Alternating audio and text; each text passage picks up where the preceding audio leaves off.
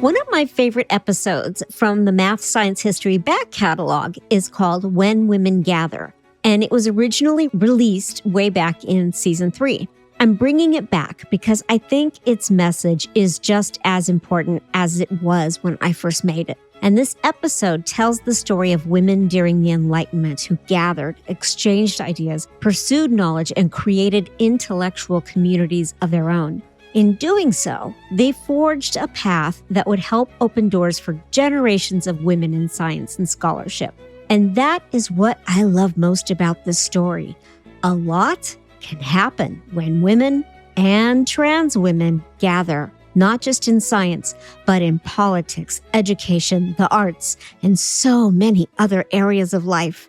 When women come together to exchange ideas, support one another, solve problems, and imagine something better, the effects can reach far beyond the room that they are sitting in.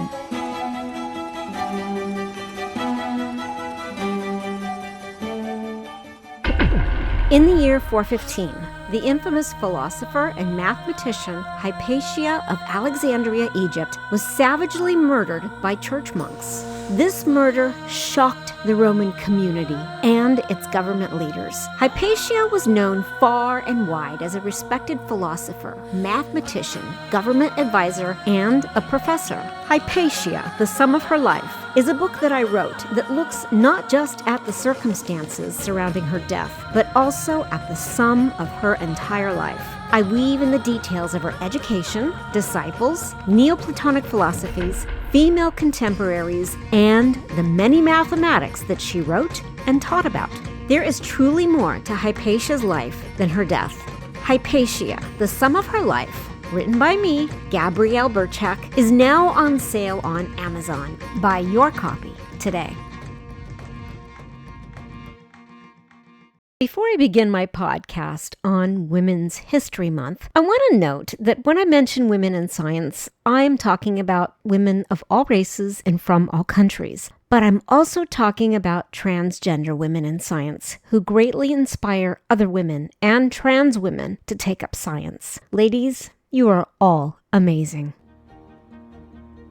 In 18th century Europe, there was an increase in women entering the field of science, more so than in the 17th century. Something occurred across Europe that encouraged women to read, question, and debate the study of science. Women were inspired by science. Maybe it started with the printing press and the mass production of books. Possibly it was the Enlightenment and its influence on empirical thought. Perhaps it was the gathering of women for intellectual conversation in cafes, homes, salons, and boudoirs, where all women were invited, regardless of class or aristocracy. Thus, across Europe, there was a significant uptick in the attendance of women involved in the studies and observation of astronomy, anatomy, mathematics, physics, biology, and other academic and scientific fields. Women who met in these scholarly gatherings found scientific inspiration during the 18th century. They were empowered, and through their meetings, they realized that they had human rights, academic rights, and the right to be part of empirical science. Moreover,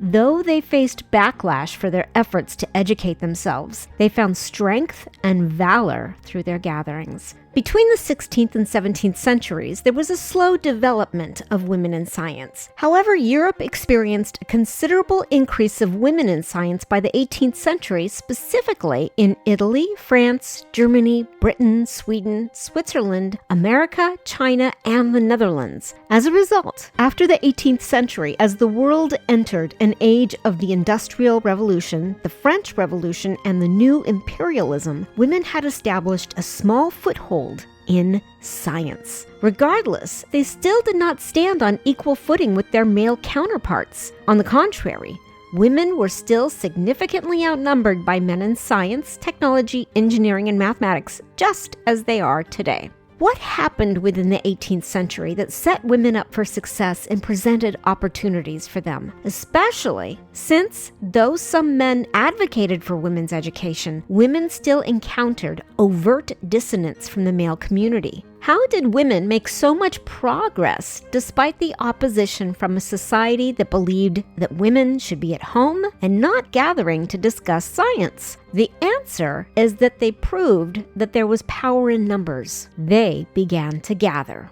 What started this movement in the 18th century? Did it just occur in the 18th century, or were there factors behind this development of women gathering to talk? Well, we can answer these questions by looking at the 16th and 17th centuries across Europe. In the 16th century, in 1543, Nicholas Copernicus published his work on the revolutions on the celestial spheres, which shook the Aristotelian foundations of Catholicism. Then, in 1616, the Catholic Church claimed heliocentrism to be heretical. As noted in my previous shows, with the advanced developments in the telescope in the early 17th century, Galileo discovered that the Earth is not the center of the universe and stated so in his published work, Dialogue Concerning the Two Chief World Systems. Empirical science began to challenge the authority of the Catholic Church, which had a foothold in academia. Then, in the late 17th and early 18th centuries, John Locke published Essay Concerning Human Understanding, and David Hume published A Treatise of Human Nature. Men were gathering in cafes, pubs, and homes for discussions in politics, science, literature, and art. Women were inspired by this and began to form their own gatherings. Between watching men gather and watching the church waver under the influence of empiricism, women viewed the usurping force of empirical science as an opportunity to pursue scholarship without fear of the church's authority. Thus, they often sought attendance at the debating societies. Even so, they were still met with conflict and insults. Historian Mary Thale points out that the 1752 Drury Lane journalists noted even when women were admitted, men saw their presence at these debates as an, quote, incursion. Even so, this did not dissuade 18th century women. They began to recognize that they had human rights and inserted themselves in male-dominated science by building personal laboratories, exhibiting their works and publishing their discoveries, even though the realms of discovery were socially reserved for men. The first two areas of Europe that perpetuated the movement for women in science were Italy and France. In Italy, Maria Gaetana Agnesi and Laura Bassi obtained doctorates and positions within the universities. These two women became the focal point of Italian academia. For Agnesi, Pope Benedict XIV offered her the honorary chair in natural philosophy and mathematics at the University of Bologna in 1750. In 1731, at only 20 years old, Bassi was the first woman in Europe granted a degree in science and the first woman to become a professor in an Italian university. If you're interested to learn more about Bassi, you can listen to my podcast from Season 1, Episode 4 about her. In France, they had the mathematician Gabrielle Émilie Le Tonnelier de Boutet Marquise du Châtelet, also known as Émilie du Châtelet. She wrote 6 works. Her story is somewhat unique even today. She had multiple lovers, including Voltaire, and she loved to gamble, but she also loved mathematics. Gabrielle published her first work, Essay on the Nature and Spread of Fire, in 1737. Then, in 1740, she published Physical Institutions. Within 2 years of its publication, this work had been copied, translated into multiple languages, and distributed beyond Europe. The book looked at the physics and the mechanics of Newtonian physics. It was groundbreaking and created a debate within the scientific community as many endeavored to understand Newtonian physics. She also wrote a French translation and a commentary on Isaac Newton's Mathematical Principles of Natural Philosophy, which, at that time, was the foundation to understanding the fundamental laws of physics. However, in 1749, at the age of 42, shortly after giving birth, she died before she had a chance to publish it. Nevertheless, this work was published posthumously in 1756, and it became the standard works on physics for France. Also, after her death, Denis Diderot and Jean Léron de Lambert wrote about her philosophies, mathematics, and scientific writings in their work known as Encyclopedia. As a result, du Châtelet even after her death, inspired multiple women to venture into the world of math and science. We'll be right back after a quick word from my advertisers. Then, around 1760, while Italy was presenting thinking women as anomalies in the world of academia, women in France opened their home salons for other women to meet and discuss the sciences. These salons became a forum for educated French women to converse on many topics, including mathematics, physics, politics, philosophy, botany, and medicine. Though many of these affluent women were patrons of the salons, these gatherings did not marginalize other women. Uneducated women who were not aristocrats could also attend and discuss the ideas of the Enlightenment. Soon, many of these gatherings were taking place across Britain. Some prominent women at these gatherings included the first British female historian Catharine Macaulay, whose prominent book, Letters on Education, impacted education. In her book, Macaulay appealed to the development of tax-supported public education for, quote, all the subordinate classes of citizens, unquote. Macaulay, along with several other women, became founding members of the Blue Stocking Society. This society encouraged other gatherings among women across Britain. Furthermore, the writings of Macaulay served as an inspiration to the author Mary Wollstonecraft, who in 1792 published her work, A Vindication of the Rights of Woman.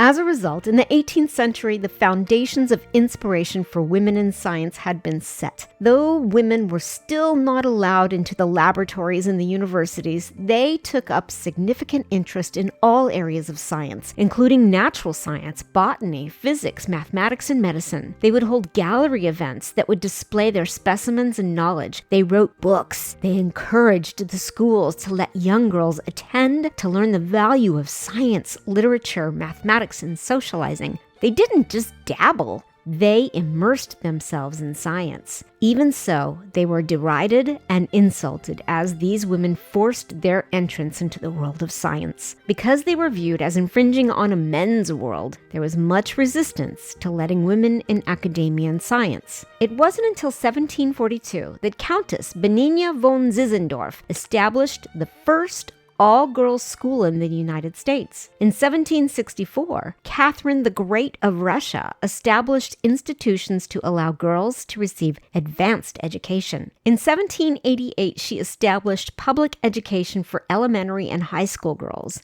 In 1787, Sweden and Denmark established universities that allowed women to go to school.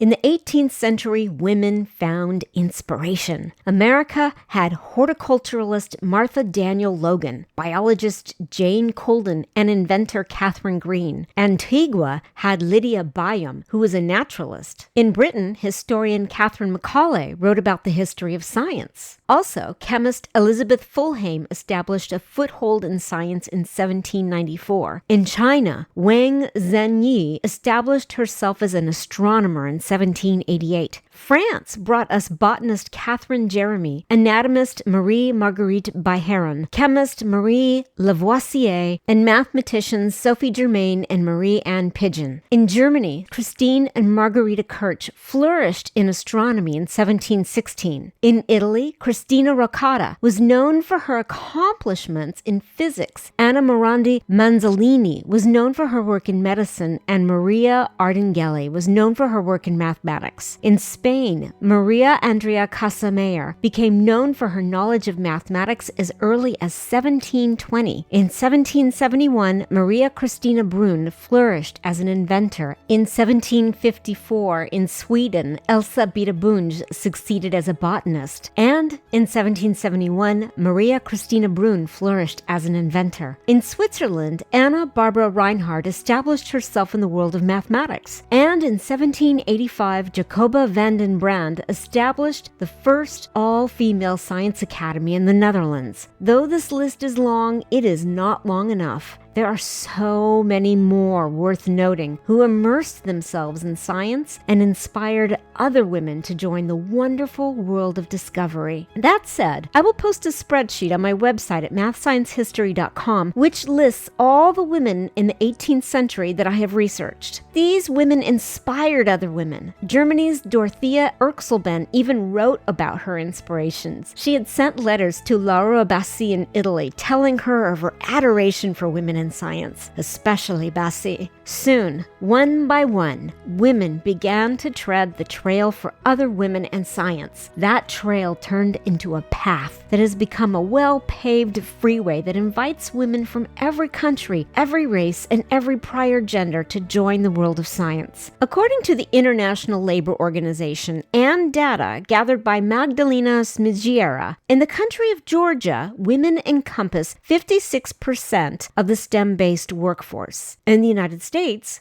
48% of the STEM-based workforce includes women. In the United Kingdom, women encompass 40% of the STEM-based workforce. In Austria, the percentage of women working in STEM is 35%. Furthermore, the top 5 countries that employ women in STEM include Mongolia, Kiribati, Dominican Republic, and Cambodia. And though some of these numbers look promising, we still need more women in STEM. In Niger, only 10% of the STEM-based workforce includes women. Additionally, among 110 countries, only 30% of female students choose to study STEM in higher education. Furthermore, though these numbers look promising, according to the National Science Foundation, only 34% of women work in the STEM workforce globally. Thus, there is no one-to-one ratio between women and men in science. But I am optimistic, and I believe that these numbers will continue to grow. I believe it. We have our struggles, and sometimes we fall out of the pipeline. However, the doors will only be open as long as we keep them open and as long as we continue to gather. Because when women in STEM gather, we share our most powerful attribute,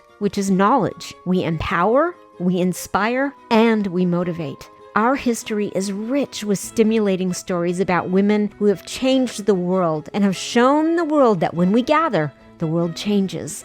That's not just the power of math, science, and history. That is also the power of women. Until next time, carpe diem. Thank you for listening to Math Science History. Math Science History is brought to you by caffeine. Delicious, delightful, life-supporting caffeine. If you'd like to support the show, you can find the coffee cup link in our show notes or at mathsciencehistory.com. Just click on that coffee cup. Your donations don't really go to coffee, but they really do help cover production costs. The MSH theme is Public Domain from the late, great music composer and professor, Dr. Lloyd Rogers. All other music is Public Domain from Pixabay. Until next time, carpe diem.